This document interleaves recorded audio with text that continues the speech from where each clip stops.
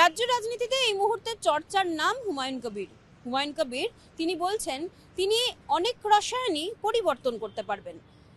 পরিবর্তন আপনার দ্বারা সম্ভব হবে? আপনি করতে পারবেন? ইনশাল্লাহ সেটা চেষ্টা করছি। বাংলার মানুষ যদি সঠিক সিদ্ধান্ত নিতে পারে বা তারা যদি নির্বিঘ্নে যেয়ে বোতাম টিপতে পারে, তাহলে নিশ্চিতভাবে মমতা ব্যানার্জির পরিবর্তন হবে, পরিবর্তিত নতুন সরকার আসবে। হুমায়ুন কবিরের এই কনফিডেন্সের কারণটা কি? মানে এতটা কনফিডেন্ট হুমায়ুনদা কিভাবে হচ্ছেন আপনি?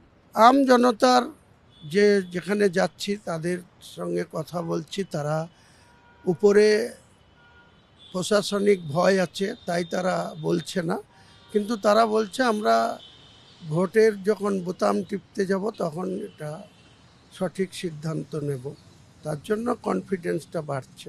একদিকে আপনি বলছেন কনফিডেন্স রয়েছে, অন্যদিকে আপনিই আগে বলেছিলেন যে মোহাম্মদ সেলিমের বা সিপিআইএম কে দরকার নেই, আবার সেলিম সাহেবকে আপনি এসএমএস পাঠাচ্ছেন, নওশাদের সাথে কথা বলছেন, মিলছে না তো কোথাও। এটা আমার পলিটিক্যাল স্ট্র্যাটেজি, কৌশল, কারণ যাতে কেউ না বলতে পারে যে হুমায়ুন কবির যে ইউপি চেয়ারম্যান হয়ে, এটাই যে মমতা ব্যানার্জিকে যদি তারা হারাতে চায়, আমারও উদ্দেশ্য মমতা ব্যানার্জিকে হারানো, তাহলে যদি তারা আমার সঙ্গে জোট বাঁধে বা আমি যদি তিনাদেরকে নিয়ে জোট করি, তাহলে এটা নিশ্চিতভাবেই সাকসেস হব।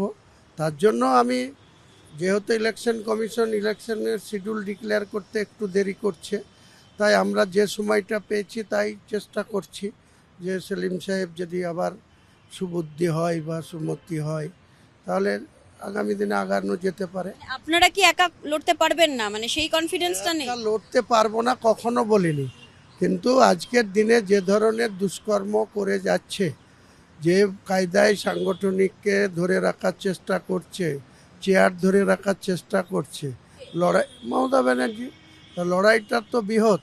সেই লড়াইয়ের টার্গেট তো সেলিম সাহেবদেরও টার্গেট তাকে হারানো, আইএসএফেরও টার্গেট তাকে হারানো, কিন্তু আইএসএফ তো 30টা প্রার্থী দিয়ে আর মমতা ব্যানার্জিকে হারাতে পারবে না।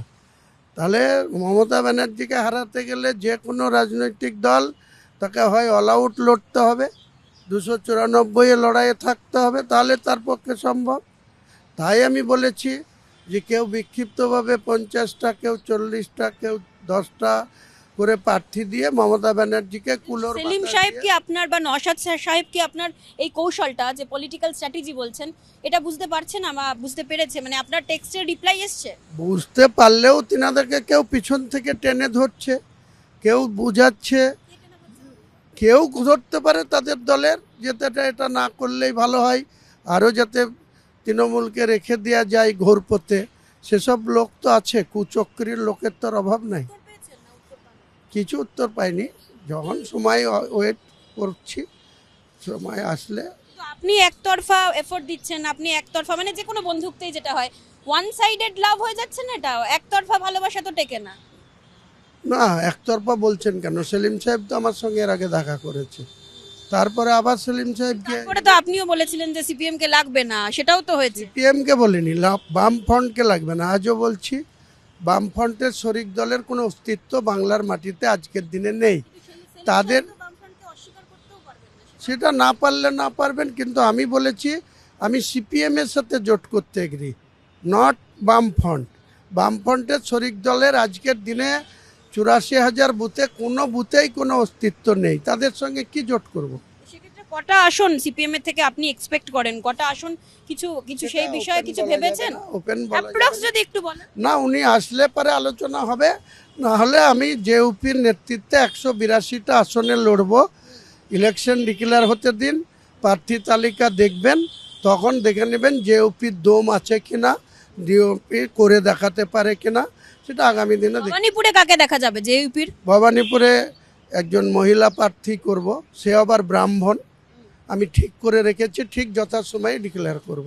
সংখ্যাগরিষ্ঠতা পাচ্ছে জেইউপি? নিশ্চয়ই পাবে। অধীর চৌধুরীর প্রতি আপনার কোনো মেসেজ, এবং মোহাম্মদ সেলিমের জন্য আপনার কোনো মেসেজ? কংগ্রেস হাইকমান্ড বলেছে নাকি মুখ্যমন্ত্রী পদপ্রার্থী করবে, তা আগে 294 প্রার্থী দিতে বলুন, তারপরে তো মুখ্যমন্ত্রী পদপ্রার্থী করবে। মোহাম্মদ সেলিম সাহেবকে যা বলার বলেছি, আবার মেসেজ করেছি, যদি তেনাদের সুবুদ্ধি হয়, তেনারা যদি সত্যিই মানসিকভাবে প্রস্তুতি রাখেন যে মমতা ব্যানার্জিকে ক্ষমতাচ্যুত করার দরকার, তাহলে নিশ্চয়ই আমার সঙ্গে বিমানবাবুর সাথে উনি সিনিয়র মোস্ট বামফ্রন্টের চেয়ারম্যান, ওনাকে আমি শ্রদ্ধা করি, কিন্তু ওনাকে এইসব ব্যাপার নিয়ে কোনো কথা নেই।